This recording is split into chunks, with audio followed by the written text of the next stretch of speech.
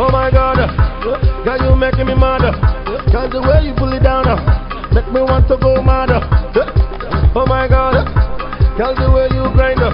Anytime I see you, I'm blind. The way you handle that. Oh, cool.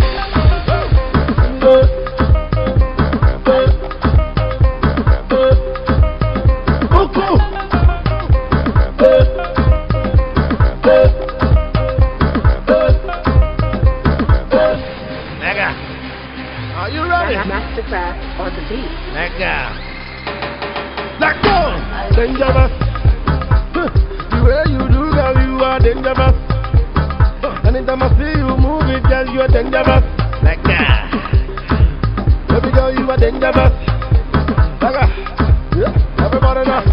Oh my God, tell me you're fine. Oh no, no, no, no.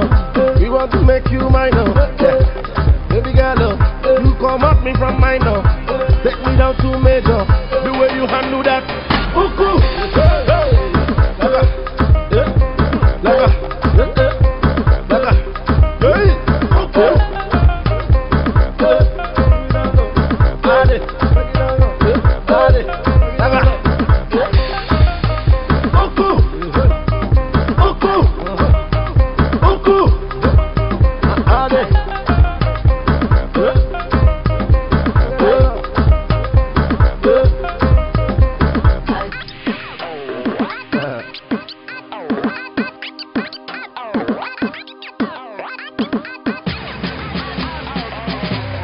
Mastercraft on the beat. Let go!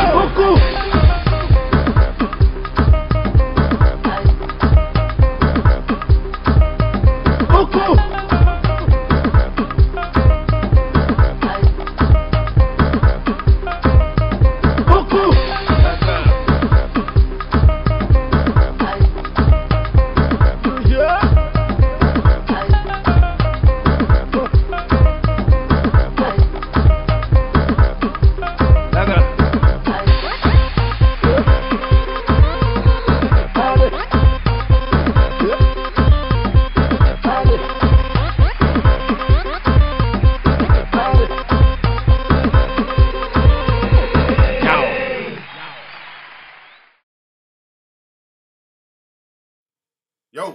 Whoop, there we go. Had a little echo thing going on. What's going on, family? Welcome to the Tariq Elite Show live view stream. It's Sunday, and I'm chilling. My hands feel a little crispy right now. Speaking of crispy, y'all like the shirt. If you don't have your crispy shirt, you need to go to cafepress.com/crispypuppet to get your shirt. Ladies and gentlemen, there's a lot of those crispy shirts are selling like hotcakes. Apparently, a lot of people like the crispy shirts. They love the crispy gear, the crispy puppet. You dig? Let me give y'all the link to that. Let me allow links so people can go get their crispy shirts. www.cafepress.com/crispypuppet. There you go. That's where y'all can get your crispy shirts. Get that right now, everybody, ladies and gentlemen. What up, everybody? So how's everybody doing tonight, man? Again, this show is going to, I'm going to stop right before 9 o'clock. I got a lot of shows I need to catch up on as far as television. So a lot of my favorite shows are coming on tonight. So we're going to chop up a lot of good game until 9. So we got to keep everything concise and tight and fly, ladies and gentlemen. Let me do a real quick roll call. Tariq, King Maurice, Jari B, Business, Champion Gear, Blue Man, Curtis, James, Division, Miss Flomentals. A lot of folks in the house. People are piling in the room as we speak. Is the game, what's up, Blue? Is the game still on? I know the game was on earlier, so a lot of people might still be watching the game. There's a lot of great shows coming on tonight, too.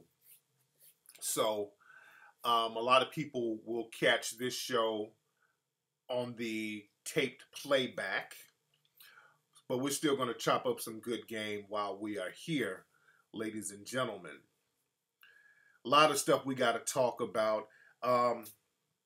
First of all, join me in Los Angeles Next Saturday, if you are in SoCal, if you're in San Diego, Orange County, Riverside, wherever you are in Los Angeles, I'm going to be out here. We're doing a screening.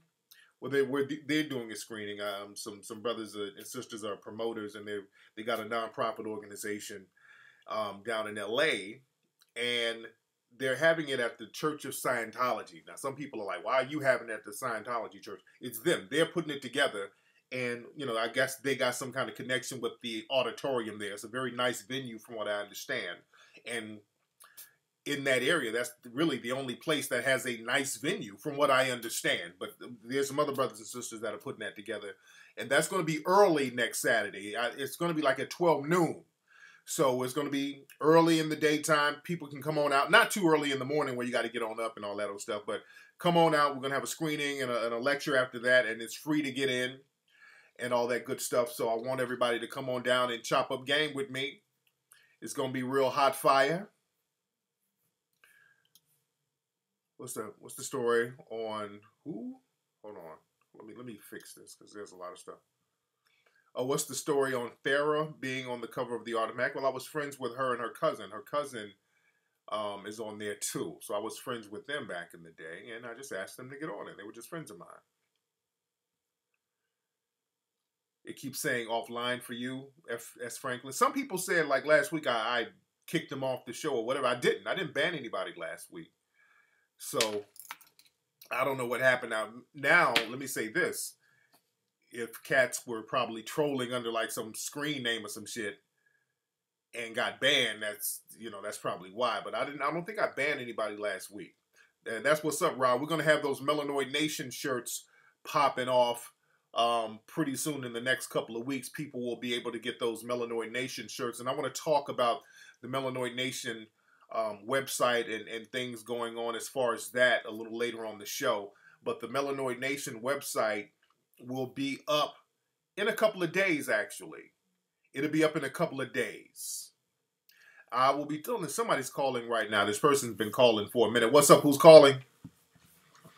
Tariq Nasheed. This is Kwame McNeil calling from Springfield, Illinois. Kwame McNeil, how you doing, family? I'm doing real good, man.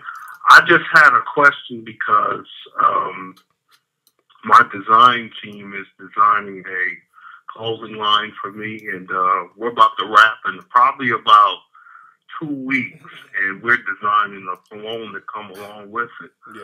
I was just asking, as far as you going to France and Europe and all of that, how did you go about getting a cologne and a manufacturer for that? Because I'm thinking about Italy. My uncle lived in Italy for quite a while, and he used to send me samples of Italian cologne, and I was interested in going about doing that, and I was just wondering, how do you chop up a game with manufacturers overseas? Man, a lot of times, man, because sometimes it's kind of difficult to find some things online, but it's easier now.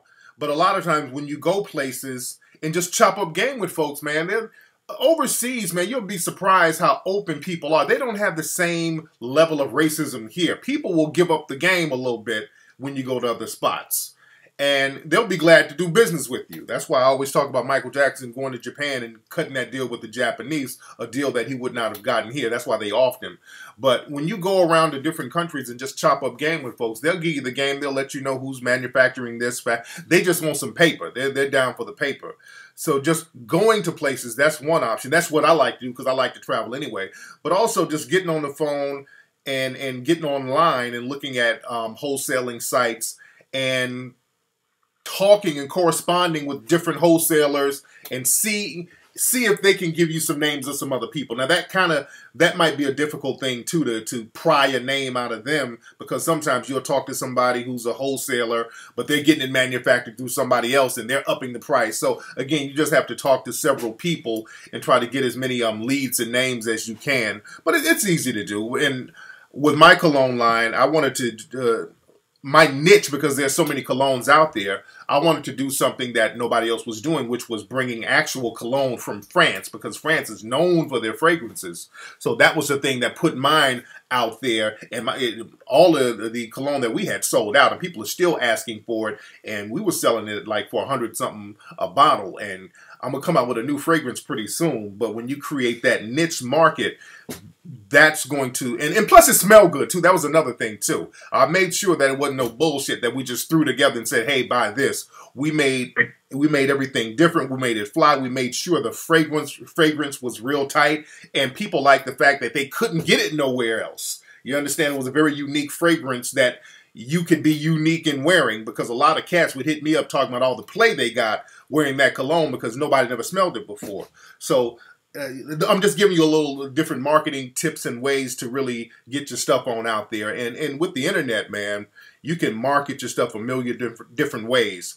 But again, we need to take baby steps. Like I said, either go to some of these places or correspond with wholesalers online. And there are different sites where you can find wholesalers like Alibaba's, websites like that, and just chop up game with them. And email me. We'll chop up some more game, and we'll see what we can put together for you if we can find some names and leads. Will I be able to hit you at KingFlexForLife.com, let you know some extra things? Yes, I really appreciate the game that you're giving me, man, and I really appreciate that. No doubt, man. Yeah. The website is KFlexForLife at yahoo.com. Like I was saying, the Italian thing was really nice, and it was really authentic smelling. Yeah. Smelling that stuff from over there. And I was, thinking about going the same way as far as creating something that when you put it on, you know that it's going to be authentic. And when you try to push up on a breezy, she's going to smell you. And no, I've never smelled this before. Indeed. So yes, indeed. Yes, indeed. All right, man, let me get some of these other calls, man. Thanks for the call, fam. There you go. Yes, indeed. But I'm going to have a new fragrance coming out pretty soon, because I'm going to go over there to Europe pretty soon, too. Me and my lady, we've been wanting to go over to Venice, Italy. She's never been to Rome. I've been to Rome. But we might go over there and do some politicking and all that good stuff. And also, I'm doing research, doing all my background work and brainstorming for Hidden Colors 4. Because, we got to do a Hidden Colors 4. Everybody's asking about that now. And the thing is, I don't rush. I really take my time and brainstorm about what I'm going to put together. And I want to chop up game with the fam about that. With Hidden Colors 4, what are some of the topics that we should cover in Hidden Colors 4? One thing, I do want to talk more about health. There's some other things that we want to talk about, but I want to chop up game with the fam and see what are some of the things that people would like to know. And again, a lot of this stuff, it's all new, but, another thing too, we're going to talk a lot more about Africa, ancient Africa, and what's going on in Africa today. I want to talk about that in Hidden Colors 4. We're definitely going to talk about health. Food too. That's real talk. We're on a lot of times we're on the same page, and that's a great thing, because sometimes cats hit me up like on Twitter, hey man, Hidden Colors 4, man, y'all need to talk about this. And we're already be in the process of researching that. So, yeah. So we want to talk about that.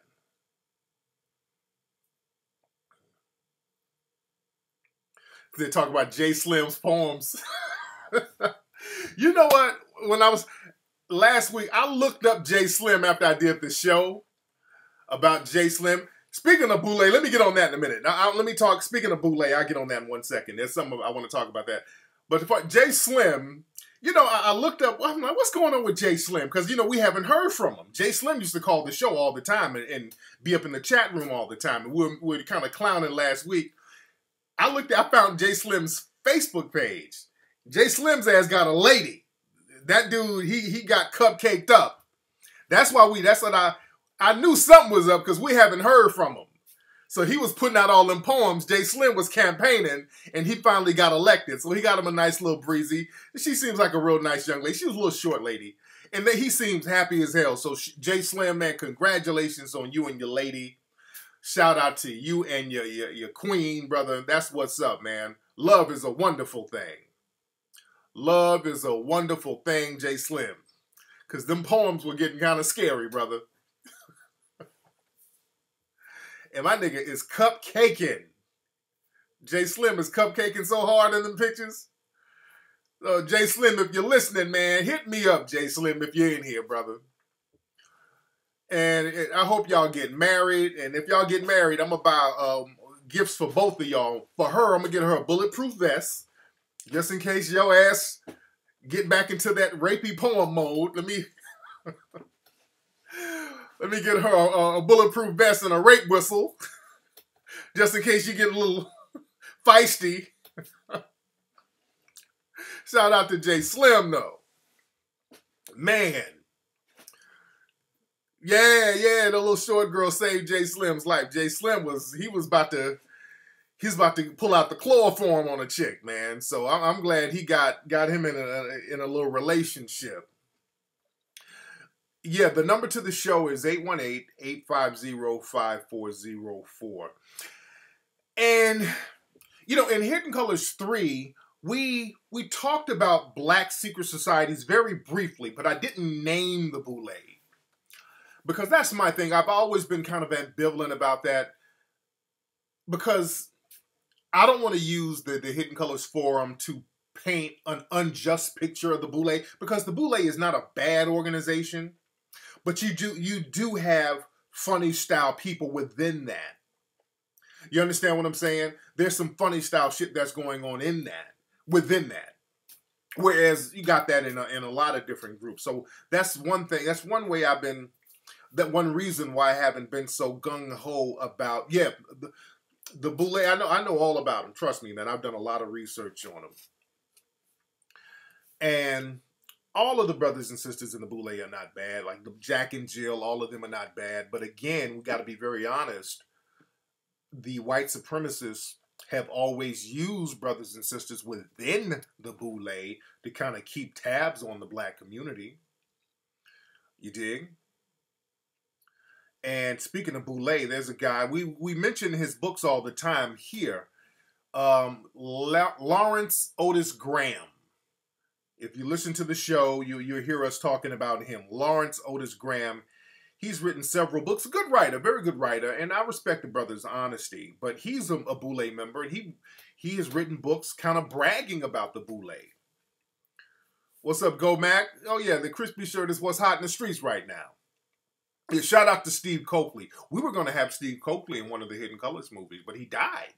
And that's another thing, man. I like to get some of these cats before they, because for years I wanted to get Bobby Hemmett. And Bobby Hemmett has had a stroke, so he can't really do lectures like that no more. You dig? I'm going to talk about the elections too, brother, man. Remind me of that. I'm going to talk about those elections too. But Lawrence Graham, yeah, Our Kind of People is the name of the book. I got that book right over there. It's a good book. And he really gives a very honest insight on these black elitist organizations and how much they control. Well, let me use the word not control, because they don't really control anything. But many of them are gatekeepers within the black community. Because I was about to say control, but they don't really control anything, because their whole thing, what's up, player? Their whole thing is getting good jobs and, which is fine, it's fine. But they kind of want to be under the white supremacists to a certain degree. Not all of them, but a lot of them, they're on that, I'm the first black lawyer to be at this firm. I was the first black person to be elected to Senate here. That's their whole thing. Yeah, they're like watchdogs. Nothing really, man. They're just really like watchdogs for the black community. And Lawrence Graham, he's done many books and articles. I remember there was an article he did back in '92 about him trying to get accepted into this all-white golf club, this very exclusive golf club. They wouldn't let black members in. So what he did, he posed as a busboy, making $7 an hour, and he was kind of ear hustling. And, they were so racist, they would refer to black folks as Negro. And this was in '92. I mean, they had a room for the black employees called the Monkey House. And they were just like, it was just straight up white supremacists. And this dude sounds like he wanted to be a part of that. He was upset that he couldn't be a part of that. But Lawrence Graham has written books talking about the Boule and the Black Secret Societies and these elite organizations and their prestigious awards and all of this stuff. And a lot of these Boule organizations, they go out of their way to not associate with the masses of other black people. And Lawrence wrote a story about his son. He has a son who's 15. He was talking about recently his 15-year-old son is going to this prestigious school. He's the only black kid at this prestigious school. He wears nice Brooks Brothers suits and blazers and well-groomed and perfect diction. And his son was walking on the campus. Some white dudes pulled up and said, "Hey, are you the only nigger at this school?" They called his son a nigger. And his son was kind of, shook up about it. And, his son went and told his dad, and the dad called the school, and the school basically couldn't do anything. So he wrote this article about how hurt he was, and that was one of his greatest fears. And he looked like Lawrence Graham was trying to get some kind of sympathy because his son was called a nigger. But he was like, the whole article was like, I thought that my money and my elite status could shield me from racism. He basically got a nigger wake-up call. My man basically got what Paul Mooney said is the nigger wake-up call. And I say shame on Lawrence Graham for not giving his son the game. So he wants sympathy now. And a lot of people are like, wait a minute, Lawrence, hold on now. The white supremacist lottery pulled his number because Lawrence, he's one of those dudes. He went out of his way to I'm not like them. He's kind of one of those kind, and I'm not trying to disparage the brother, but he's like, well, I'm not like those guys. I'm one of the good ones. Give me some of those benefits. You dig? And it's like, I can't play the violin for you, bruh. He says it's hard to believe that his son's first time being called a nigger. Yeah. Hey, man, I can't. My daughter is about to be 15 in December, and my daughter's never been called a nigger. Because we were talking, me and my lady were talking about it. People calling you nigger, because I got called a nigger by white kids in Birmingham when I moved there as a kid. And my daughter's like, nobody never called me a nigger before. But I give her the game. Though you understand what I'm saying? I give her the game, so when that does happen, she's not gonna get bent out of shape. You understand what I'm saying? I give her the game. I'm not gonna sit up and tell her that you ain't like those people. And I don't play that little silly game. I let her know that we all in the same boat. And the white supremacist lottery can get all of us. We live in a system called white supremacy, so all of us are subjected to that at any given moment. Even though we live in a nice spot, we live in a nice home, we live in a very nice neighborhood, don't think the system of white supremacy cannot affect us. This is why we got to stay on top of our game. Don't be fooled. So I give my kid the game. And Lawrence Graham, I don't know why he's acting shocked. I don't know why this dude is acting shocked that they ran up and called his kid a nigger just because he was dressed nice and he can articulate himself. Because the thing is, I haven't seen Dear White People yet. I want to check it out. The thing is, that's the problem with too many black people. We think that the white supremacists, they've convinced us that we're doing something to make them want to call us that and treat us that way. So we go around talking that coon train. What about black on black crime? And we just stop doing this black on black crime. They'll stop calling us nigga. We do that goofy song and dance, that cowardly bullshit. And that's why I clown dudes who get down like that. The white supremacists are going to do exactly what they want to do. And you got an option to protect yourself from that, link up with other brothers and sisters to create a base to shield yourself from that with other brothers and sisters who are aware, not just because you're an elitist, you put on a tuxedo and go to these little banquets every now and then and kind of bullshit and shuck and jive and brag about how many good jobs y'all have and all that. No, you got to protect yourself practicing a level of group economics so that that doesn't affect you in a negative way. That's not going to jeopardize your quality of life. You understand what I'm saying? Yeah, they lynch black people in suits. So what do you do when your parents are bedwenches and coons? Well, hey, sometimes the same thing you would do if your parent was a crackhead. Do you pick up the pipe? No, you don't pick up the pipe. You don't have to do exactly what your parents are doing. You want to do better than your parents. That's the name of the game. I want my children to do better than me. You dig? So that's the thing. But Lawrence Graham, that wake up call is ironically funny. That's funny that he would get that wake up call. And again, that's something that we don't want. You know, when my children go to school, that's the last thing I want. I don't want no little mini white supremacist, one of these kids that y'all saw a few weeks ago for Halloween putting on blackface. You dig? Because they're out there. So you got to give your kid the game so they know what time it is. So when they hear that, they know how to react to it, and they don't internalize that. That's one reason why the word nigger was being used within the black community to shield the venom from black children. So what black people did, they made the word, and some people agree or disagree, but you can disagree or agree or whatever, but it is what it is. When black people knew that the dominant white supremacists were going to use that word on them, it was going to be very vicious when they did it. So black people would use it among themselves as a term of endearment to take some of the venom out. Like, you my nigga. So when a kid heard it, he ain't going to trip too hard. You understand what I'm saying?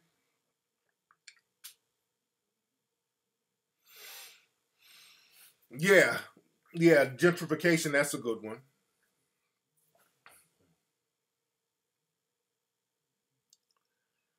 Oh yeah, with that young people, and that's another thing, James. A lot of folks get on this whole shit. Well, the white supremacists are just the old racists. That ain't it, man. That's another thing. People try to pass white supremacy off on the old white supremacists. That ain't shit. You got kids. You saw Halloween. All these young white supremacists walking around in blackface in their teens, and some of them like 11 and 12 years old. They're not old.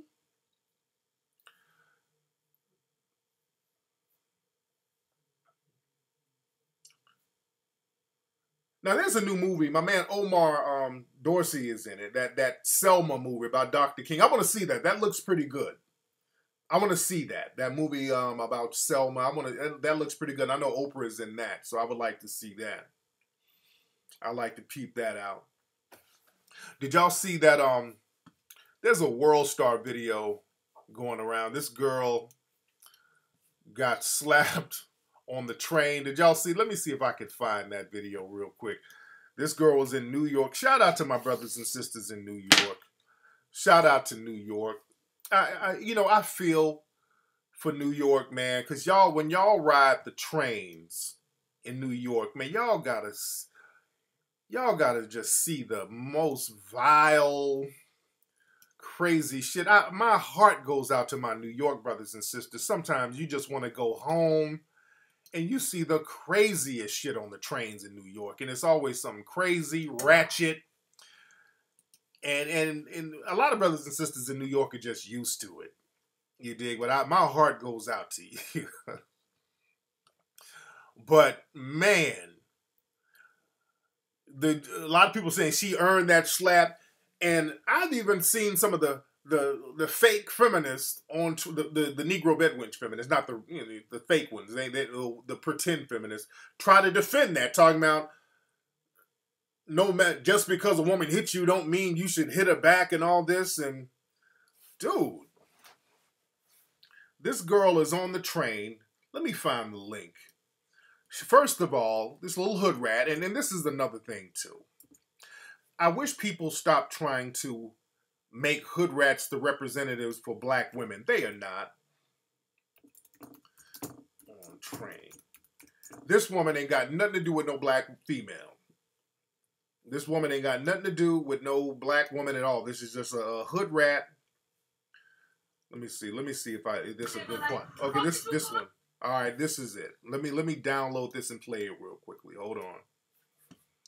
But that's the thing, man. People always try to associate ratchetness with black females, and that ain't it. That's not the business. Because these hood rats out here, they do not represent black womanhood at all.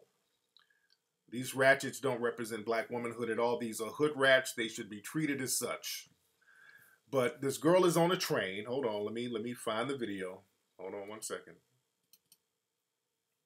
Hold on. She's on the train talking mad shit. And again, these little hood rats, because law enforcement has given them like diplomatic immunity. I've talked about that before. The hood rat mentality is like the plantation mentality, which is very similar to the bedwench mentality, because the hood rat and the bedwenches, they kind of think alike to a certain degree. But the hood rats know ain't no white dude gonna try to fuck them. Unless they're on the track somewhere. But they still get these little plantation privileges. Just like the bedwenches on the plantation. Certain bedwenches would get these little privileges within the plantation where they can talk greasy and just do all types of things without any kind of impunity. So, let me convert it real quickly. So they can do things with impunity. That's what I meant. But this dude slapped the shit out of this chick. And there was some dude, I think some gay guy with them. And that's another thing. You see that on the internet a lot. These women, they'll have their gay male friend with them co-signing that. And this girl, and these girls look like, I don't know if they're teens or whatever, but she had her little friends co-signing her little bullshit. And I talk to my daughter about this all the time. I tell my daughter all the time, because we live in LA, and I tell my daughter, don't be out here in the streets talking crazy to people you don't know. It's that simple. You don't know who's out here, especially some dude. Talking crazy to some dude out here that you don't know, some random stranger. You don't know what these people are capable of. You don't know if somebody just got out of jail on a bid. You don't know. So being out here in the streets just talking reckless to different people because you think, well, hell, I'm a girl, so ain't nobody supposed to hit me. Well, you ain't supposed to do a lot of shit, but people do it. You ain't supposed to smoke crack, but people do it. So just walking around here like you are some type of substitute white supremacist where you can just kind of get away with shit just because she should have known better. And this was probably this girl's first time getting slapped like this. It was probably her first time getting slapped. So let me show the video right now for those who have not seen it. Hold on one second. Let me bring it over here. All right. This is the video in New York of this girl getting slapped on the train. Ladies and gentlemen. Hold on one second. All right. This is it.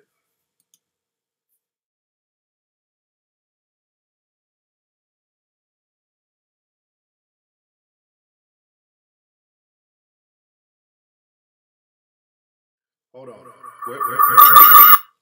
Okay, the sound was like, hold on. You couldn't hear the sound on there, could you? Hold on. Wait 1 second.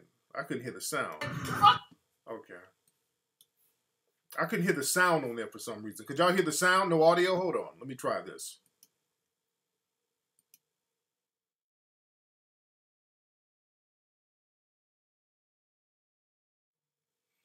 Okay, that's weird. Hold on. I don't know why there's no audio on that. Hold on 1 second. That's weird. Let me see something. I don't know why.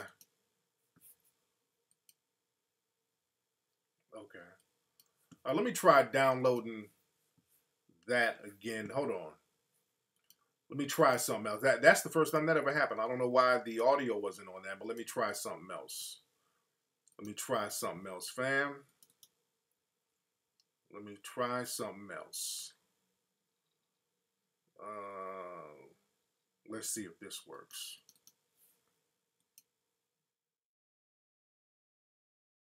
Okay, that didn't work either. Okay. All right, that's weird. All right, let me, hold on. Having technical difficulties here. Let me try this again. Let me try downloading it again.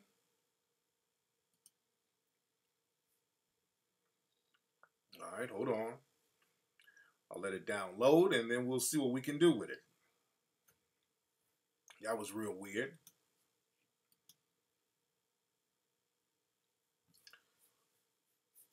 Yeah, I'm gonna play it on here, but yeah. The dude slapped the taste out of that girl's mouth, and some other dude came up and tried to defend her, and then the dude beat the other dude down. I'm like, God. So you see, hood rats cause all types of damn commotions. That's why, man, I say, dudes, leave hood rats alone and avoid hood rats at all costs. They just bring nothing but trouble and destruction, and they do not represent black females at all.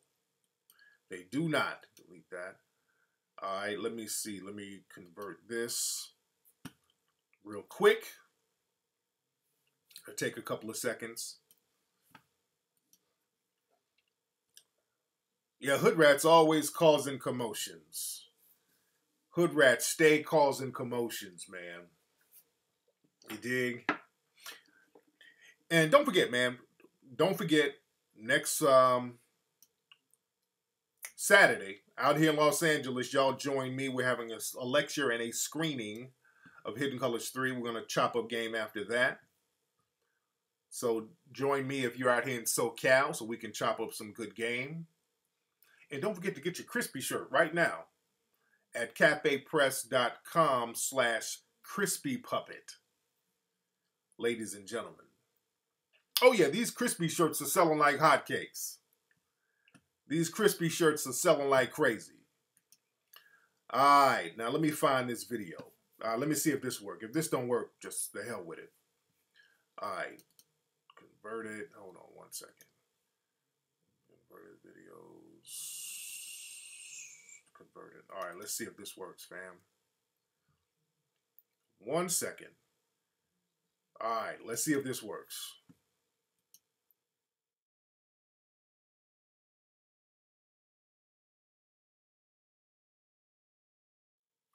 Okay, I don't know why it's not. Okay, that's weird. I don't know why it's doing that. When I try to convert it, I mean, I don't know why it's doing that. So file. That's weird as hell. All right. Okay, I guess I can't play it. So, but you guys can click that link and check it out. Y'all can click that link and check it out. I wish I could have played it for you, but it is what it is. But that's the link. Old dude slapped the taste out of girl's mouth. Yeah, hey, I don't know. I don't want to waste too much time clicking and popping and all that old stuff. Did y'all hear? Now, y'all remember, and I talked about this on my Facebook page. There was a sister. She was at a graduation. And the sister was breastfeeding her infant. I think she was like 25 years old, and she had a baby while in college, and she graduated, and she was at graduation sitting down, and she was breastfeeding her child. And people they had a real adverse reaction to that. And people were calling her a hood rat, and the white supremacist websites were all up on it, like, oh, this is the problem with these and nigger bitches. And oh, they had a field day on this woman breastfeeding her kid at graduation. The controversial picture, this woman is making people uncomfortable. I mean, they went out of their way to disparage this woman. Now, last week, not even last week, a few days ago, there's another picture that came out of a white woman at graduation. She was graduating, had her cap and gown on, and she's breastfeeding her kid. Now, the headlines are much different. Now, it's so adorable. Precious picture of a woman breastfeeding her child. Adorable picture. Oh, they gush on it. They're just gushing over this picture of the white woman doing the same exact thing. These are the pictures back to back.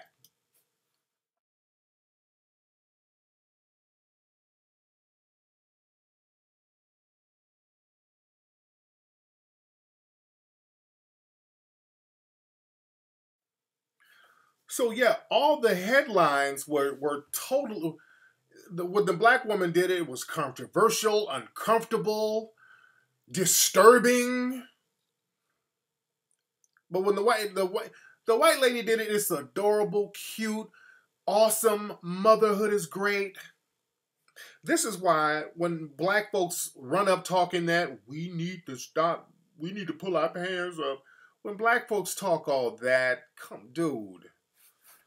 No matter what you do, it doesn't matter. You live in a system of white supremacy, dude. You're judged differently. You can try to escape that fact as much as you can, but as black people living in a system of white supremacy, you're simply judged differently. So what are you going to do about that? Sitting up playing this little goofy ass game, well, black folk, if we just do this, if we keep doing something to stop white supremacy, that ain't going to happen. That's like a dog chasing his damn tail. What we need to do is get codes of conduct to protect ourselves from that. Because see, right now, man, we're in a stage of white supremacy that's very vicious right now. And let me show y'all this clip of this news story out of Minnesota. And this is how vicious white supremacy is getting right now. And just straight up and down, blatant and deceptive. There is a mayor in Minnesota. I think she's running for re-election. The mayor was going in the community, you know, campaigning, registering people to vote. And there was one brother, a black guy. And I get the guy I think back in the day, the guy had a couple of charges on him. But he's turning his life around. He's out here with the mayor, trying to help black folks in the community register to vote. This brother's doing the right thing. Nigga, this story sounds like some shit from The Onion. Because a lot of people thought it was a fake story, but it's a real story. So the brother is with the mayor, and they're out here trying to register people to vote. That's all they're doing. Him and the mayor, they take a picture, and they're like, hey, let's take a picture. And they're like, okay. And they're just kind of awkwardly pointing at each other. Like, when you take a picture, you don't know what to do with your hands. So you're like, So him and the mayor, they're pointing at each other. Do you know these dirty, deceptive, low-down white supremacists who run that station got on the news talking about she was throwing up gang signs and she's putting the police life in danger by co-signing gangs? I'm about to run the story right now if you think I'm bullshit. It's called Pointergate. This is such blatant white supremacy. That's just deceptive, dirty, and low down. When they start doing stuff like that, they're doing that because they see these niggas are powerless, so we can portray them any way we want to now. Look at this. Law enforcement sources alerted us to a photo that has them fuming over the actions of Minneapolis Mayor Betsy Hodges. They want to know why the mayor would take a picture with a convicted criminal while he and the mayor flash gang signs. 5 Eyewitness News reporter Jay Coles obtained that photo and explains why officers think the mayor has put the public and police at risk. It's a story you'll see only on 5. This is a photo of Minneapolis Mayor Betsy Hodges arm in arm with a man flashing what law enforcement agencies tell us is a known gang sign for a North Side gang. Court records show the man with the mayor has several recent convictions, including 2 felonies for selling and possessing drugs and illegal possession of a gun. He is currently... I got to pause 1 second. What gang sign is this? It ain't Crip. It ain't Blood. It ain't Vice Lord. It ain't Folks. It ain't MS-13. What gang sign is this? This is a real news channel. They're dead. This is a real news story, dude. This is a gang sign. What gang is this? Sentenced to 5 years in prison, but won't serve that time if he stays out of trouble for the next 3 years. Anger, frustration, she's putting cops at risk. Michael Quinn retired after 30 years as a police officer. 25 of those years were spent with Minneapolis police, where he also managed the internal affairs unit. The fact that they're flashing gang signs back and forth at each other, showing solidarity with the gangs, she's legitimizing what they're doing. She's legitimizing these people that are killing our children in Minneapolis. And I just don't get it. It hurts. Law enforcement sources tell us they found this photo on the man's Facebook page while they were doing investigative work. They say there's no evidence he belongs to a gang, but they say he has connections. Wait, did y'all catch that? Wait a minute. Did you catch what they just said? There is no evidence that he belongs to a gang, but he's just a black guy pointing, so we'll just run with that. They just said there's no evidence of this man belonging to a gang, but we'll just run with this anyway. He's black, he's pointing, that nigga's in a gang. To gang members. Quinn says the photo creates a safety problem for every officer in every gang unit in the metro. And she's giving the gang something to flash around and say, look, we've got the mayor on our side. Even the mayor's with us. That's bad. The mayor's office sent these photos taken the same day, just over a week ago, at the same Get Out the Vote event in Minneapolis. The mayor also declined our repeated requests for an on-camera interview. But she issued a statement about the photo that says, in part, the more supportive we all can be of people who are making better choices now, the better off we will all be in the future. A spokesperson concludes by saying, quote, she and the man in the photo are just pointing at one another, to which the head of the police union says...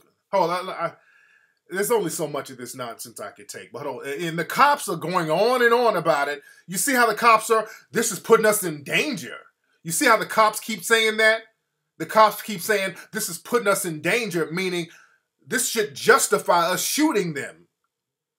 We're in danger because they're pointing this unknown gang sign that we don't know about, so us killing them is justified.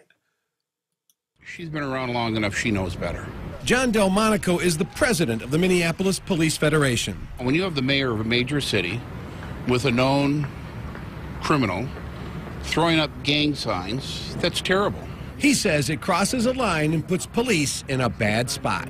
Is this something that could incite gang violence in the city? And for as critical as she can be with the cops, is she going to support gangs in the city or cops? Several sources in separate law enforcement agencies tell us they are extremely angry about the photo, and Michael Quinn says he understands why. Well, they're going to be pissed. They've got to be angry about this. That's enough, man. That's enough.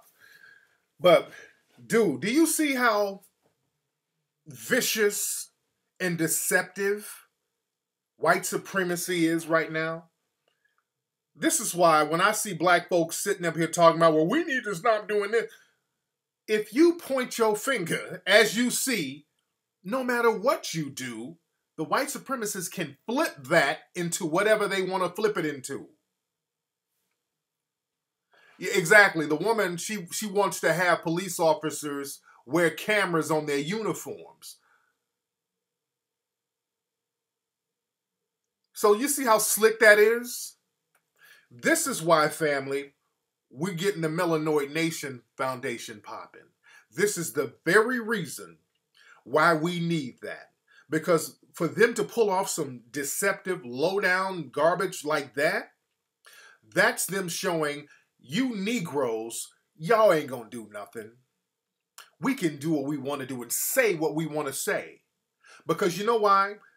As we speak, there are no organizations that will even speak out about that. That's why we're creating one. This is the very reason why. For example, they know better than to do something like that about the Jewish community because the ADL will be on their asses first thing in the morning. You understand? That's what the Melanoid Nation is going to be. That's going to be an advocacy group for black folks, for people of African descent. It's going to be an advocacy group for us. So when stuff like this comes out, we're on it. We're on their ass. Not only are we going to be on them, these stations, you start putting their sponsors out there like, hey, we start putting out articles. such and such sponsored this news story. They sponsored this news channel. Why is such and such sponsoring racism? You understand? That's how we got to start hitting them. When you put out stories like this, you need to get put out there like that. Majorly. When you put out a bullshit story about two people pointing, talking about he's a criminal throwing up a gang sign and all you're doing is pointing, you got to start hitting people up and putting them on out there. We don't have no organizations doing that right now. We don't have organizations doing that right now. You understand? And now, the reason why, one reason is because a lot of these organizations were founded by those in the dominant society to keep tabs on the black community. Yeah, some black folks, even looking at how deceptive this story is, a coon will sit up and say, well, he shouldn't have been a felon. He shouldn't have been committing no crime in the first place. They wouldn't have did him like that. A coon would sit up and say something like that.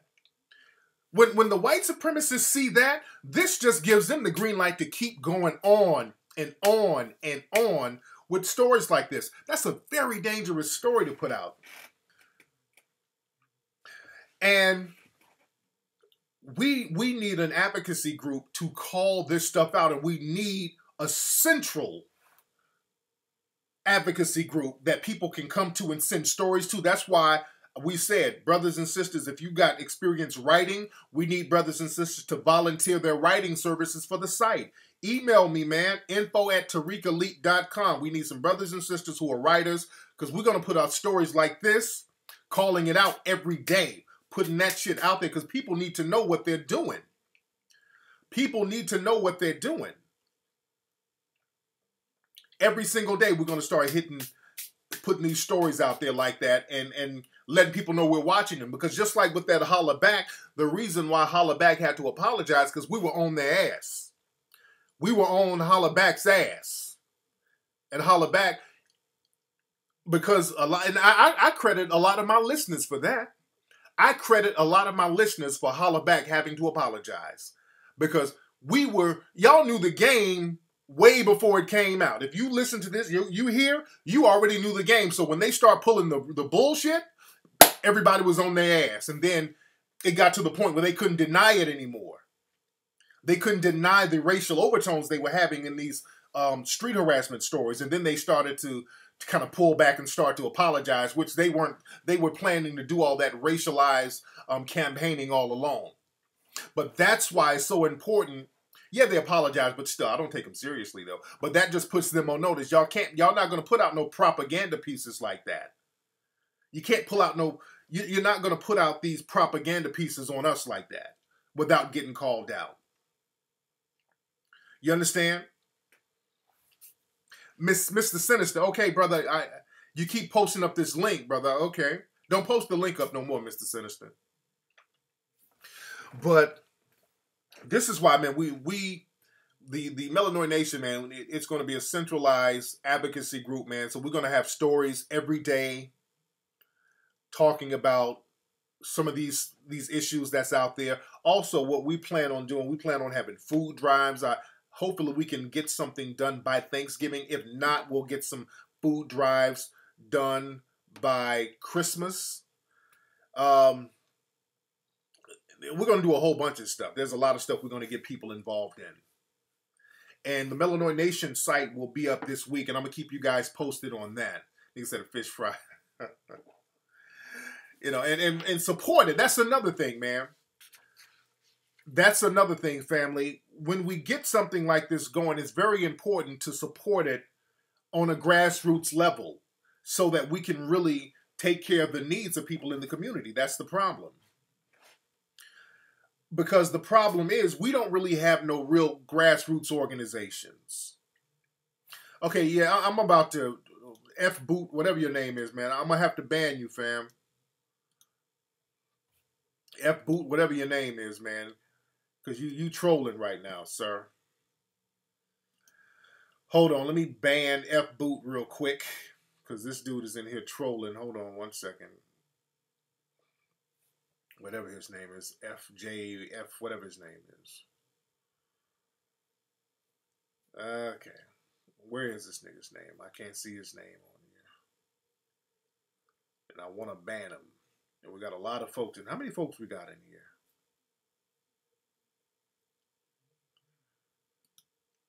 Okay, how come it's not letting me ban your dumb ass? Okay. Okay, because I want to ban this dude. Okay, it's not letting me ban him for some reason. Chatting now, some people chatting.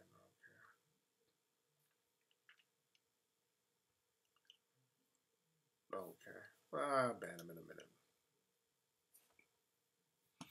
Anyway, but like I was saying, and that's another thing with the Melanoid Nation site, and that's another thing because we're going to have a think tank section for the site, and that's a pay part. You got to pay to get on the think tank because we need to have like a think tank section where we chop up game and not have people trolling, not have people playing around, dividing the energy. That's another thing that's very important. Because as you see, every time we get to talking about something, the goofballs come out of nowhere trying to divert the energy. So with that, on the think tank message board for the site, that's going to be for very special people to really chop up some real good game. Well, we'll make the price. If you want to troll, it's going to cost you a lot of money to troll. You dig and we'll still, call you out with the trolling. But yeah, that's going to stop a lot of the blatant white supremacists from, and that's going to stop a lot of the Butter Biscuit Brigade too. Because the Butter Biscuit Brigade, they always come out. When we start talking about something progressive, the Butter Biscuit Brigade is going to come out. Oh yeah, we're going to have a real screening process. We're going to screen people out. We're not going to have no BS. We're not going to have no BS. Real talk. That's a good idea, King Maurice. As a matter of fact, some members, we're going to have to actually talk to you on Skype. You understand what I'm saying? Certain people on certain levels, when we get the Melanoid Nation site popping, we're going to have to physically talk to you. We're going to get, if we can't sit down in person with you, certain people, we're going to have to talk to you on Skype to make sure, to see if you're not a low-key white supremacist or some coon or somebody.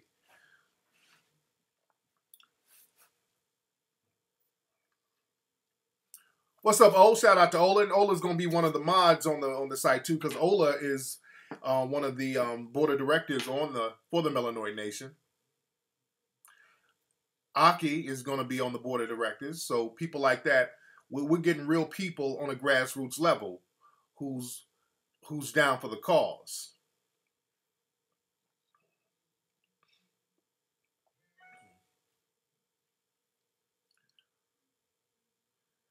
But we really need that, man, because the thing is, we really don't. Black people don't have no grassroots organizations. We don't. No major ones, no big ones. We don't. When you think about it, we don't have any grassroots organizations. You got a lot of organizations that were put into power by the dominant society, and they said, okay, those are your leaders. You understand? This is why you get the Leon Jenkins and people like that. People, y'all know who Leon Jenkins is of the NAACP. This brother came out talking about when Donald Sterling made all those racist comments. He came out talking about, well, Donald Sterling, he's a good man. The Lord know his heart.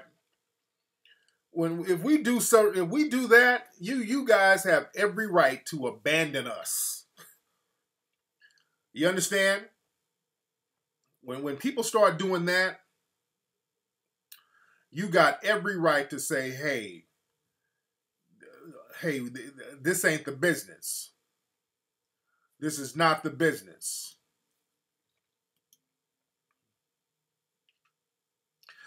And like I said, we don't have any grassroots organizations. Oh yeah, they were going to give him an award. They were going to give him an award.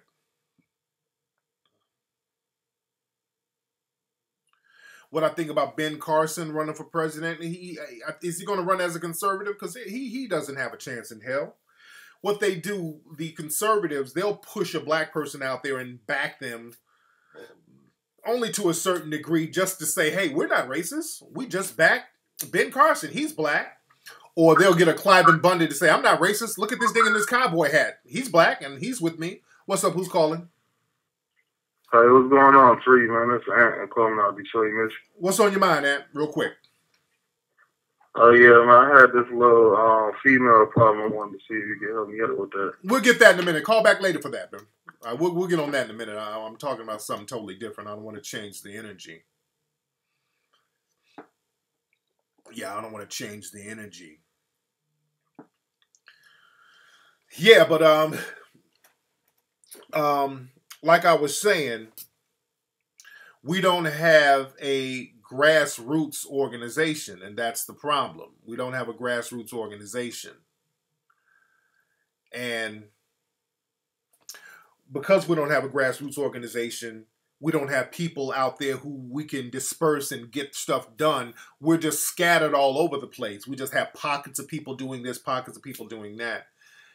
And a lot of it is disorganized. It's very impromptu. It's reactionary, everything we do. For example, man, like a lot of people are saying that the verdict for Darren Wilson might come down tomorrow. People are saying that possibly tomorrow they will say that Darren Wilson is not going to be charged, which we pretty much know by now he's probably not going to get charged. So they're gearing up out there in St. Louis Ferguson right now. Law enforcement sounds like they're gearing up right now. And there's no grassroots organization that's preparing for what might happen. Because if shit goes down, they might call martial law where nobody can go outside. You understand? And when nobody can go outside, where the black people, what are they going to eat? What are they going to drink? Where are they going to get food? You understand? So we need organizations in place to take care of those needs. We don't have any grassroots organizations taking care of that. And also another thing, black folks, and I'm talking to my listeners here, all my brothers and sisters listening, because we can't worry about everybody getting on board. We're going to have slackers, coons, jigaboo. We're going to have all these people out here bullshitting around. That's going to happen. That's going to happen. Hold on one second. Wait a minute. Hold on one second. One second. Hold on one second. Hold on one second, fam. Because I want to see if I can make Ola a mod real quick in here. I want to see if I can make a mod. Because I want to chop up game and I don't want people in here playing around. And I can't chop up game and talk at the same time. And then look at the screen. So let me see what I can do real quickly. If I can make Ola a mod. Let me restore the chat real quick. Hold on one second. And let me see. Ustream. Their shit is real janky right now. I can't even see Ola's name on here. Ustream got to get it together. Ustream has to get it together. Because I can't. I want to make Ola a mod right now. I can't. It's not showing me all the names. And I cannot make Ola a mod right now. But it's all good. Let me go back to my thing here. And y'all remind me of my point. I was making a point. I don't want to forget what I was saying. I don't want to forget what I was saying. I was trying to make a real good point. Let's show.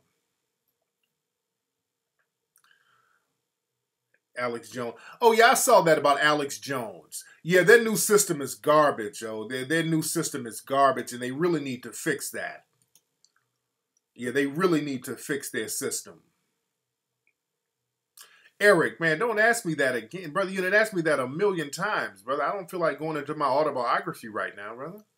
But yeah, I told y'all about Alex Jones a long time ago, man. He's been doing that whole white supremacist shtick. That whole white supremacist shtick, he's been doing that for a minute, man. So yeah, I'm not surprised with Alex Jones. He's been on that bullshit. Okay, let me see. Ola 25, make mod. Okay, I made Ola. I think I made Ola a mod. Yeah, I think I just made Ola a mod. This system is real janky here. Let me see something. Now, what was I saying earlier? I was trying to make a point about something. Then I got sidetracked trying to get this janky Ustream system popping.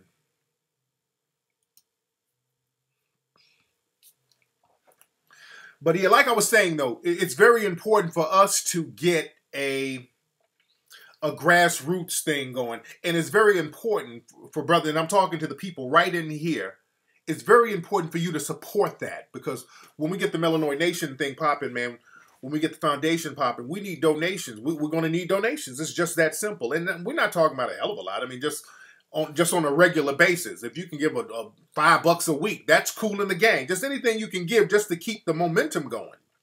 Because the problem is, a lot of black folks, we start making all these demands, but we don't want to put no money on nothing. So when Donald Sterling comes with a check, then niggas start getting S-curls and tap shoes. You dig? Because brothers ain't giving no money. So then I blame a lot of people in the community for the Leon Jenkins out there. I don't want to show up on TV with an S-curl talking about Donald Sterling ain't that bad with a plate of biscuits. I don't want to do that, and I'm not going to do that. You dig? So the thing is, man, we brothers and sisters, you got to support that. You got to support that on a grassroots level regularly. You dig? Just like you support the church regularly, support this, the Melanoid Nation, every week. Support it so we can keep it going, so we can represent on a grassroots level. We just don't have a grassroots. We don't have it. We need that. We don't have a grassroots level. See, the conservatives, they get stuff done because, see, they got a grassroots organization. The Tea Party is the grassroots organization for the conservatives. That's what the Tea Party is. That's their grassroots organization. They can get organized overnight. You notice that? Those online, they can get organized real quick. They can get a rally, march. They'll get some shit going real quick and all be on the same page. Real quick. And do the groundwork for the conservatives. And again, hell, like Claude Anderson said, the Klan was a grassroots organization for the conservatives back in the day, and even still now. The Klan was a grassroots organization. You dig? So the thing is, we got to support our real grassroots organizations that's doing things and really challenging and calling out this systematic white supremacy that's demonizing us on a daily basis. The fact that they could put out stories about that Pointergate, saying that this dude's a gang member because he pointed his finger, that's them saying, you niggas are so weak, y'all ain't gonna do nothing. We can say whatever we want to say about you and you can't do anything. We got to be on their asses. We got to be in a position where we have a central location that can call them out. Most of the black publications that you see, especially online, because everything is online now, most of them are really white organizations with black faces. Most of the black websites that y'all go to, these are really low-key white organizations or white-owned websites, if you're going to be very honest. So they're not going to go all the way in. You understand? What's my thoughts on Rand Paul? My thoughts, look, man, I look at all of these people the same. Another thing black folks should do, and Brother Claude Anderson said this, black folks should not vote Democratic or Republican. This next election, because this is another thing. Yeah, Texas lady, real talk.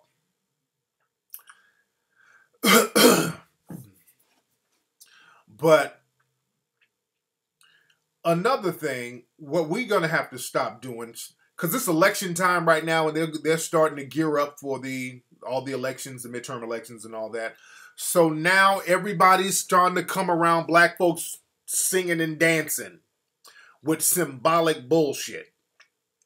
They're coming around us grinning with Wu-Tang shirts on, just treating us like the same jigaboons they've been thinking of us as. Black folks have been getting their brains blown out for the last year, for the last 4 years. but really heavily this year. So now when people come around us, hey, I want to go to the black church and eat some sweet potato pie with you people, we should be like, oh, hell no. Especially the Democrats, hell to the no. Like Claude Anderson said, we should pull out of both parties and form an independent black party. That's the smartest thing we can do right now. Form an independent black party, so now we don't have no guaranteed obligation to anybody.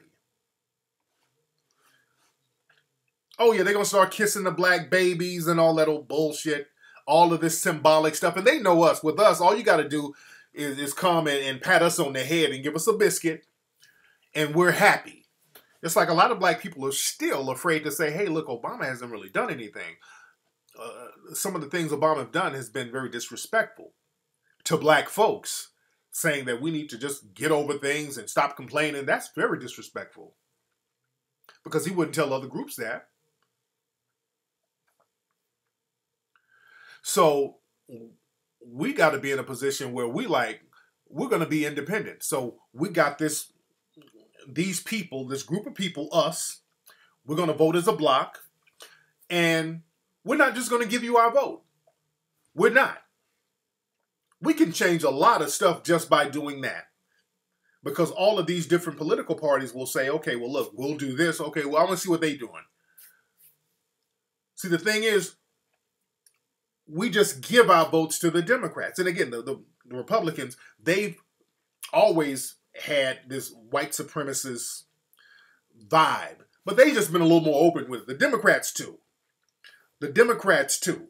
The Republicans have just been more open about it. But the thing is, if we understand how to play the game, we can manipulate different groups. We can manipulate different groups and get what we want from different groups. That's the thing.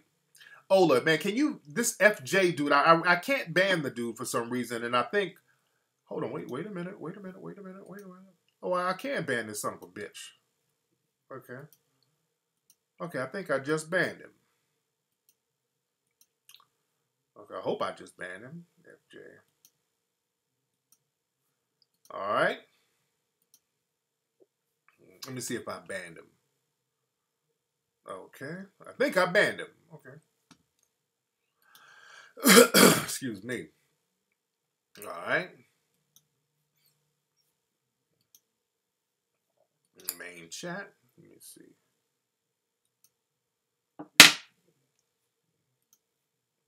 Okay, yeah, I went on and banned him. You got him too? Good. So we got him. There we go. We went on and banned him.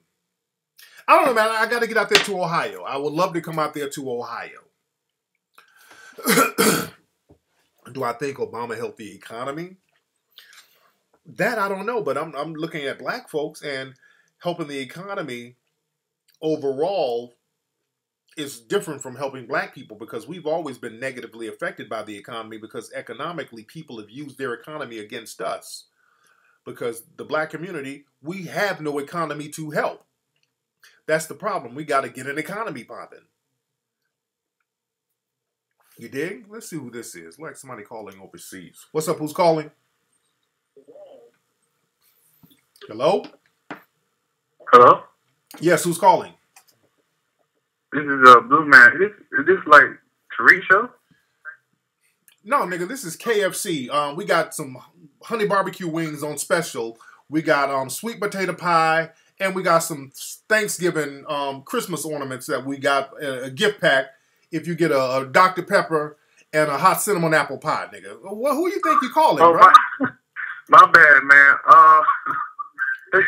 I thought that I got a lag. I'm on the East Coast. I'm sorry about that, Tariq, man. I'm sitting here looking like stupid right now. I'm sorry about that, man. All right, what's on your mind, man? What's on your mind? Oh, I was calling because I having like problems like with girls or whatever, and I'm like 21 right now, and I'm in college, and I'm a engineer, and we don't have like many girls like coming through, so sometimes I have problems, trying to figure out whether girls like me or not, because I heard your show, like the hard choosing and soft choosing. Yeah. And sometimes I get like girls who like they look at me when I'm not looking, but then they look away, so I don't know if that's like a hard choose or a soft choose. Well, sometimes they might be suspicious of your ass. I don't know, because you weird me out a little bit. So they might be suspicious. They see you and they think you're going to steal something from them, nigga. I don't know, brother. I got to get to know more about you. But I've seen video of you and you don't seem like you have a problem with getting the ladies. Nigga, is this you right here? Hold on. Have you ever seen a beautiful, well-dressed woman dancing and getting down on the dance floor? Amazing, isn't it? Excuse me, miss. Where did you get this fabulous outfit from? Well, They always say they got it from Divine Rags at Wolf Chase Mall. Beautiful women. I'm fascinated always. I'm fascinated more by a well-dressed woman. Do you shop at Divine Rags? Maybe you too might fascinate me. Have you ever seen a beautiful, well-dressed woman? All right. This nigga. Okay. This dude just took my energy away right here. Lord. Man. Man.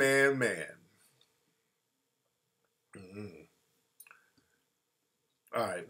But like I said, man, it's very important for us to get grassroots organizations, man.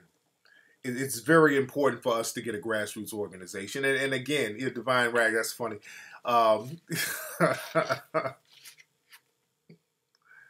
He was a Nigerian player. My nigga, he was keeping it real Mackish, wasn't he?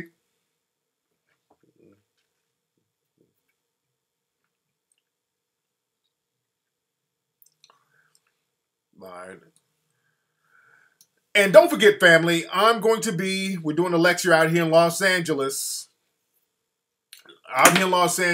On next Saturday. Go to TariqLive.com for more information on that. That's TariqLive.com for more information about that. Again, that's TariqLive.com, ladies and gentlemen, for more information on that. I'm going to get out of here in a minute. I got a lot of stuff to do. And again, we want some brothers and sisters to volunteer as writers for the Melanoid Nation website. My email address is info@tariqelite.com. Email me your resume. We want people with experience. I don't want, niggas who just write on Instagram all day and you ain't got no experience. I want people with experience, because this is going to be some real professional stuff. Yeah, we might get a new Crispy Show episode next week. Yeah, we might get a Crispy episode next week. No, I'm not a Scientologist. But the people who put it together, they got connections there. So I'm not a Scientologist. No, I'm not. Niggas start coming up with conspiracy theories and stuff. I'm not a Scientologist.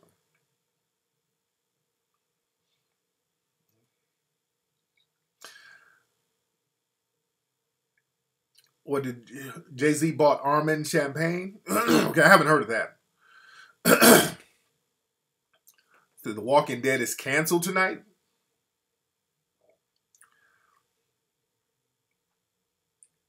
Oh, this is my tat. Oh, there's my tats, for those who haven't seen my tats before. Okay. Man. Oh, we got some very funny, crispy episodes coming up, dude. Oh, we got some hilarious, crispy episodes coming up. Some funny stuff, man. There's one that we got. I don't even want to tell some of the titles right now. Well, we got some funny ass crispy episodes coming up, man. That's so hilarious. We got one, The Silence of the Coon. That's coming up.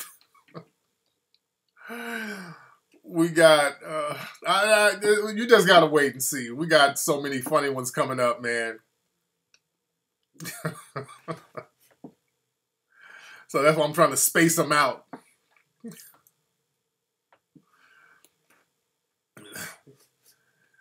Man.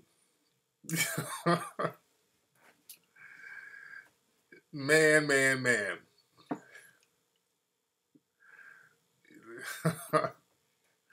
Put the puppet on the soul train, the coon train. Man. Why do I think so many Americans voted Republican this election? When did you see the votes come in? That's a very good question. I'm going to tell you why. That's a very good question. I'm going to tell you why. My man Anthology asked a very good question, and I'm going to tell he asked a very good question. He said, why do I think so many people, so many Americans voted Republican? And I'm going to tell you why. The reason why a lot of people are voting Republican now is whenever, look, let me break it down like this. Conservatives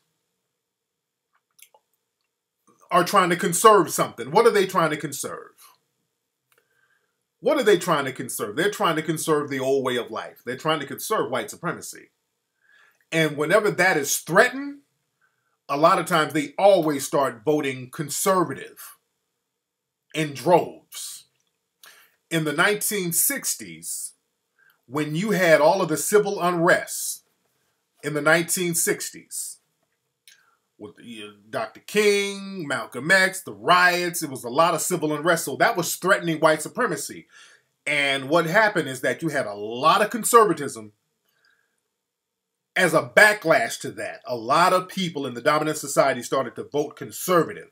Nixon and all these people popped up, and that created this whole neoconservative thing. You understand? Because people wanted to go back to holding on to the old way of life, which is white supremacy. They don't want black progress. Black progress has always been a threat. Now, when you have riots on television, Ferguson, you have the Trayvon Martin, there's a lot of people are antsy, there's a lot of unrest, black people are complaining. Black people are starting to demand equality. You understand? Now there's that backlash. Black people are like, hey, we don't want to get killed by cops. We want to be treated equally. So now that whole conservative thing is coming back again. That conservative thing is coming back again. That's why they keep promoting these riots and Ferguson, and they really hyping that up, because that's going to make a lot of people vote conservative, which is to bring the old way of life back. And the conservatives, they're like, look, we want more policing. We want no affirmative action, which affirmative action don't help black folks anyway. Yeah, I saw that. Yeah, that exit poll in Carolina, was that real? I saw that. I saw that exit poll. I thought that was kind of a joke, because a lot of people circulate jokes and stuff on the internet and like fake stuff. So is that real, that exit poll they had talking about how do you feel about black people and all that stuff?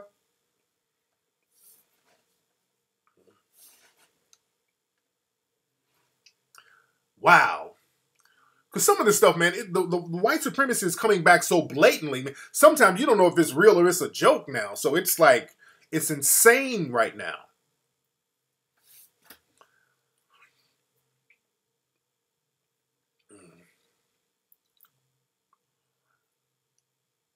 It's confirmed by, wow. So again, man, this is why we got to start hitting this thing up on a grassroots level, man. We got to come to terms and say, hey, man, some of these so-called civil rights organizations, they failed us. They have failed us. That's a very tough pill to swallow, man. They failed us, and they've been bought out, and I'm going to blame to a certain degree a lot of, well, not too much, because a lot of people on the grassroots level, it's like the chicken and the egg. They're like, why should I donate to this organization? And they're not really doing anything anyway. You understand? So it kind of goes both ways, but I say with black people on a grassroots level, we got to support grassroots organizations that's really out here trying to put in the work. We got to really support that, man. And again, it don't take all of us. It just takes a core group. And when the core group starts to do it, other people will start latching on and wanting to be a part of it. But we got to support that. Again, when we get this Melanoid Nation thing popping, man, that should be supported every single week. And that should be the go-to entity for issues that affect black people. And now this ain't no minority organization, by the way. I was very specific because, again, I've had top lawyers help put this thing together with me, dotting the I's and crossing the T's to make sure everything is straight, everything is cool, and also just not one face is a part of it, because it's a thing that all of us should be a part of, that we can have a code of conduct, and the code is the leadership. The code is the leadership. That's why I want to get some brothers and sisters who are talented writers. So if one person is out the mix, something happens to one person, things can still get down. Things can still go on. You understand?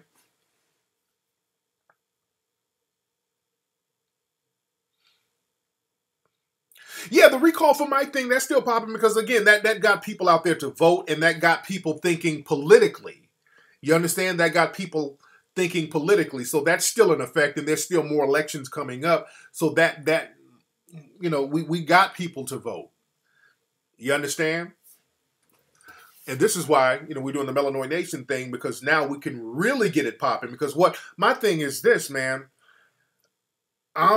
It's very hard to try to figure out who to get behind, because, again, I've given thousands of dollars of my own personal money to different organizations, hoping they can do this and do that, and I'm like, okay, you don't know who to trust out here, who's going to do whatever, because you don't know who's bought and paid for, you don't know who's on the coon train, you just don't know.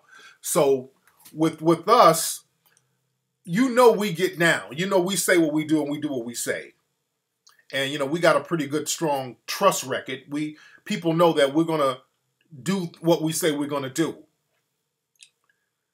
You understand what I'm saying? And, we're not going to say one thing and then flip it. And no, we're not doing that coon jive ass nonsense. No, we're going to do what we say what we're going to do.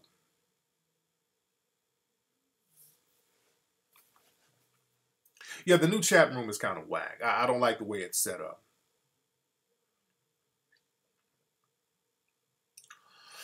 But again, all we just ask is people support what we're doing. People support it. We're going to represent for the community on a grassroots level, and we just need the communities to support that.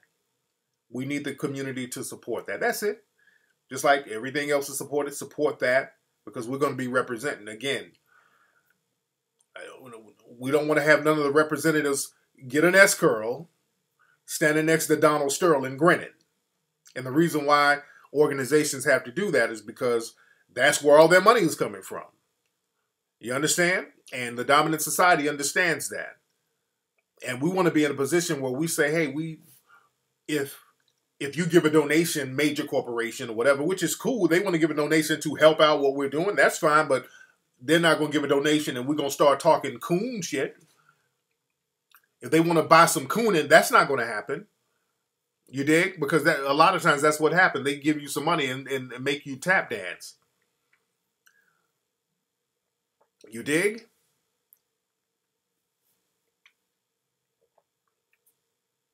Because, see, the thing is, what they should have did with Sterling, if you want to play the game on a political level, what they should have done with the Jerry Curl Coons, they should have been like, okay, Donald Sterling, give us your donation, because you fucked up.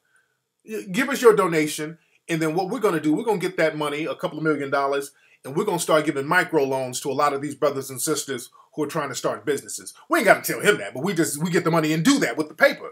That's how you get down. And then you flip that for everybody, not for more damn curl activator. You get that, and then you say, okay, let's get some of them resources that we should have been getting anyway. And let's flip that and start giving brothers and sisters microloans. Not just we'll buy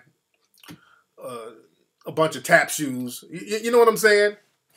There's ways to flip this thing and do it the right way.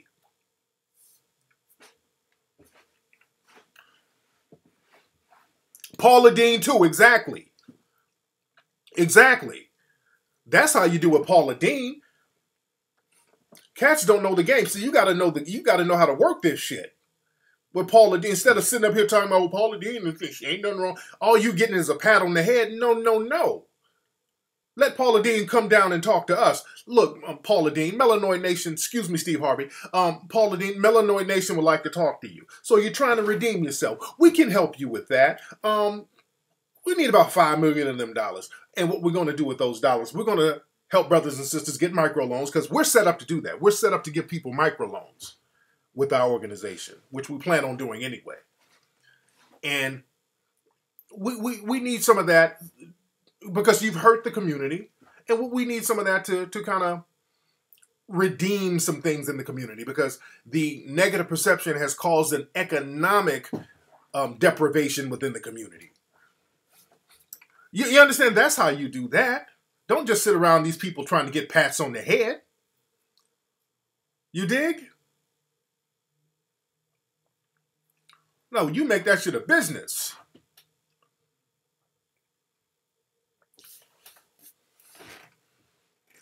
You make it a business, and that's how you do it.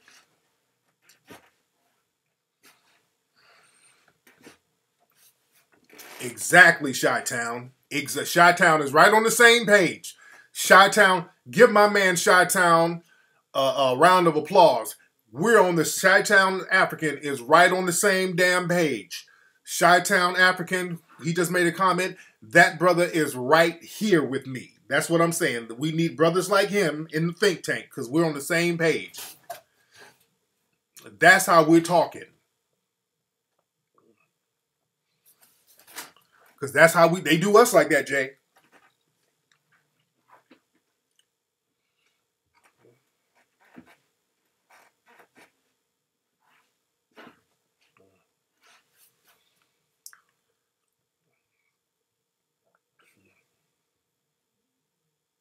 That's how you do it, man.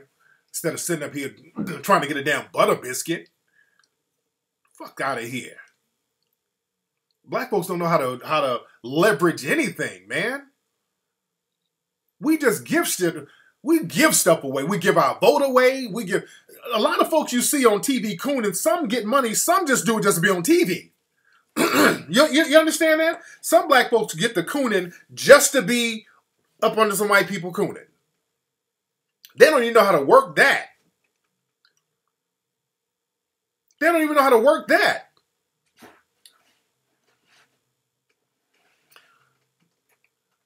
Dude, but I'd get that paper and be like, okay, brothers and sisters, I need people to start writing business proposals. If you get a tangible business thing popping, we're giving everybody $5,000 a loan to get your business off the ground. I'd flip that money so fast and start dishing it out. That's how you got to get down.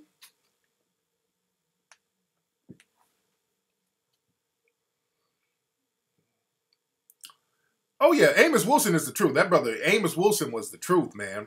That brother was the truth.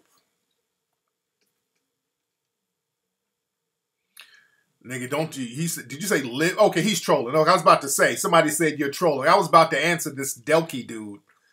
Okay, he's just trolling. Okay. Okay. He was like, libs are more racist or whatever. Okay. I don't play that liberal, conservative, racist. All of them practice white supremacy.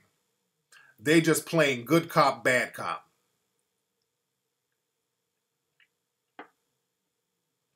That's real talk. Much respect, Virtuous. But yeah, we got to get on a grassroots level to the point where stories like I ran that I played, that story in Minnesota, you wouldn't think about doing that to another group of people. They wouldn't think about doing that to another group of people. Because all these other groups of people, they have advocacy groups that will call them out. They wouldn't do that to the Hispanic community. They wouldn't do that. There's all types. Abel Langora,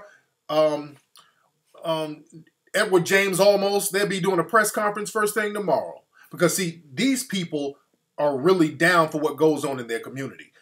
I respect Edward James Olmos. I used to see him you go to a damn Chipotle or Taco Bell opening, he's right there. He's everywhere. Anything to do with Hispanic, Edward James Olmos was there. So he was real heavy in the community doing stuff. We don't have that with a lot of our entertainers and athletes no more. We rarely have that. Only a few. especially with rappers, and they've deliberately got rappers who are not conscious. That's why I got so much respect for people like Nas and David Banner.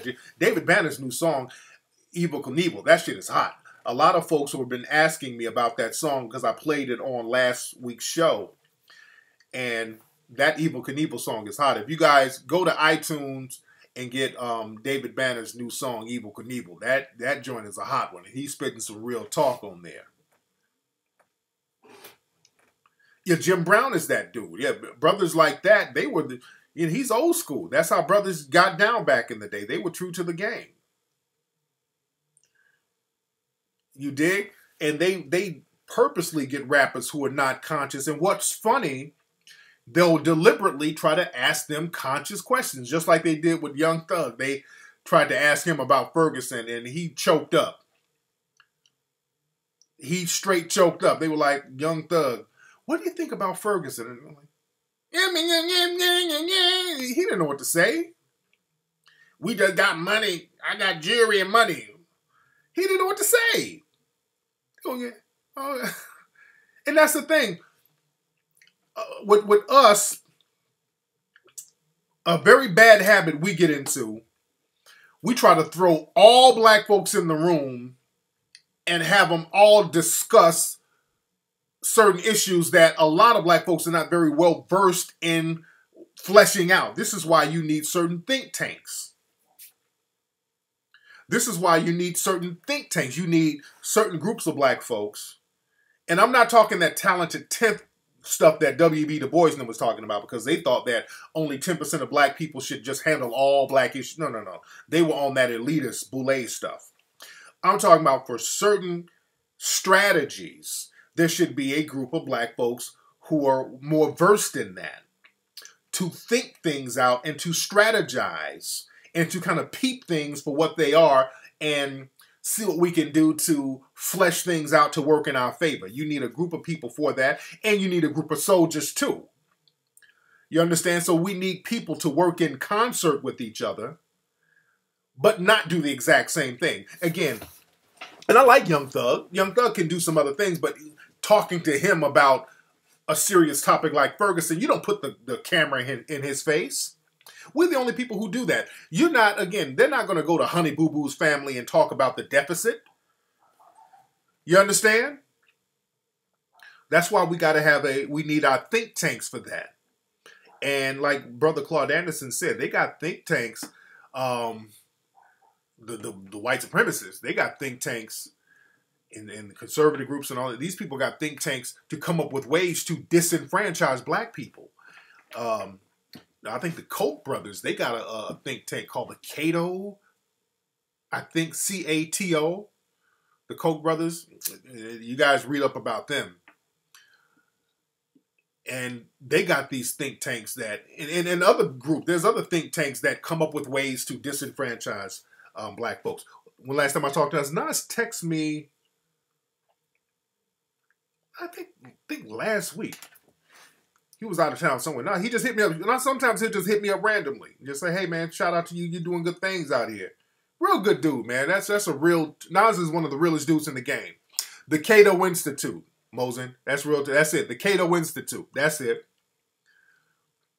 So that's a think tank that they have. And they come up with ways to disenfranchise us and to keep us in certain positions.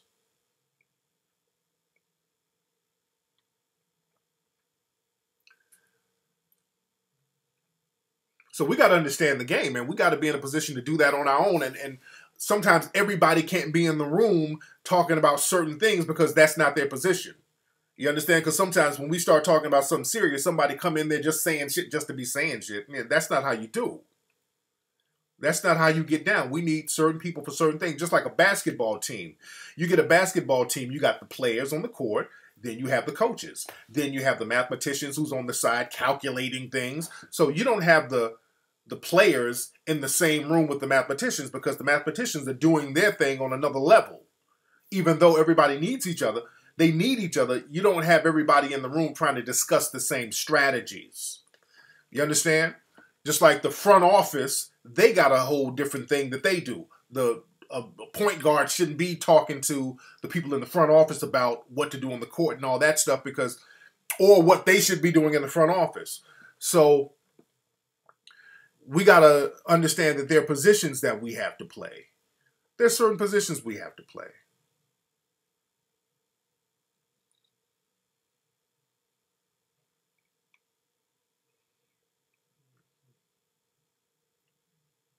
I haven't heard that Ted Nugent interview. I haven't heard that.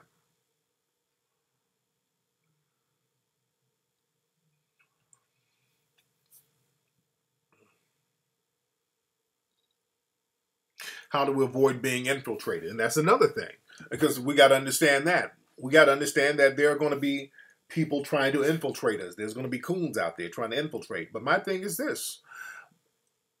We're trying to get justice. So that's nothing that we should really hide about. Nothing that we should really be secretive about. We're just trying to get justice. So we do have to watch the people who are saboteurs, because when you read the FBI files about people like Dothard Perry, and there's a video of this guy, and I talk about him a lot, but when you read some of the documents, and I've studied the documents and the articles about this guy from the 1970s, this Dothard Perry, for those who don't know, he was an FBI informant, and they sent him to infiltrate the Black Panthers, and he burned down the Watts Community Center in the 70s. That was a real popular place for a lot of black people to go and just, that was a very culturally significant place. A lot of entertainers would donate musical instruments, and a lot of dancers came out of there. The West Coast dance style came from the Watts Community Center. It was called the Watts Writers Club, I think. What was the actual name of it? I think it was called the Watts Writers Club, something like that. But Don Campbell-Lock and all the dudes who created locking and pop, all that stuff, the locking dances came from there. That place was that culturally significant. And that kept a lot of people off the streets too. And it was a black-owned organization. They were getting donations from a lot of people and all that. And it kept people on the straight and narrow, teaching people arts and writing. It was a great place, man. FBI had this nigga burn that shit down, dude. FBI had this nigga burn that shit down. That's how cold and nefarious they are. And his ass, he felt so bad, he started snitching on himself. The dude who did it, Dothard Perry, he felt horrible behind that, because that's the Watts Writers Workshop, yeah. And he felt, that shit was eating him up to have to do that. So he started kind of telling on himself. And then he got scared, because back then with the agents, when they were done with you, they were done with you. They charge you to the game. You just disappear. And let me tell you how deep the FBI is. The FBI would get their agents, and this is how you don't know who's an agent, because Dothard Perry was saying that the FBI was telling him, go have sex with that person and start a relationship with that person. So the FBI were sending people to have real relationships with people. So you up here fucking somebody, and you banging them, you thinking they down, and this is an agent you banging. This is an agent provocateur. And this dude talked about that. And he talked about how, for one, it was a Black Panther trial going on. The FBI wanted him to have sex with the lawyer's sister or something to kind of infiltrate and get some information. They wanted him to have sex with like the lawyer or somebody for the Black Panthers, but he didn't like the chick. He said the chick was a beast, so he didn't want to do it. And that's another thing. Go look up some of this guy. He did an interview in 1977, I think, or 78. But I did a lot of research on their magazine articles that he gave back in the early 70s talking about a lot of this stuff. And some of the stuff is in the FBI files. But his name is Dothard Perry. And that nigga disappeared, by the way. Don't nobody know what happened to him. That nigga disappeared off the face of the earth. Nobody knows what happened to him.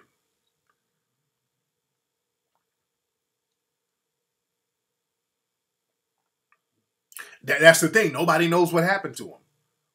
Yeah, he was on the program Like It Is with Gil Noble. That show had some great guests on it, man.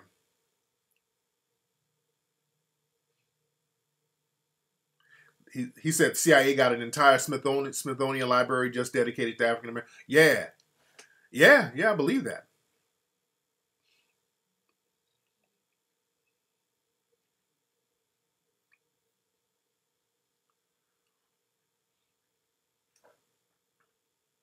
But yeah, man, when I was reading some of his stuff, dude, the FBI was sending people down to have sex with folks to earn their trust. That's how deep it is, man.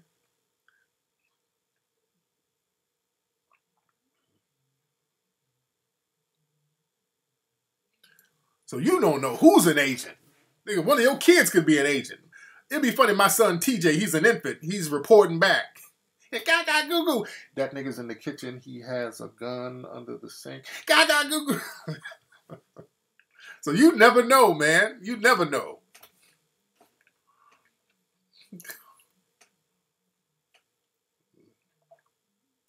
Yeah. That Richard Aoki, he was an informant. Yeah, and that's another thing, Sinister. When you got dudes talking about, hey, man, I got a whole bunch of guns and all that, those are the dudes who are the agents. He was the agent.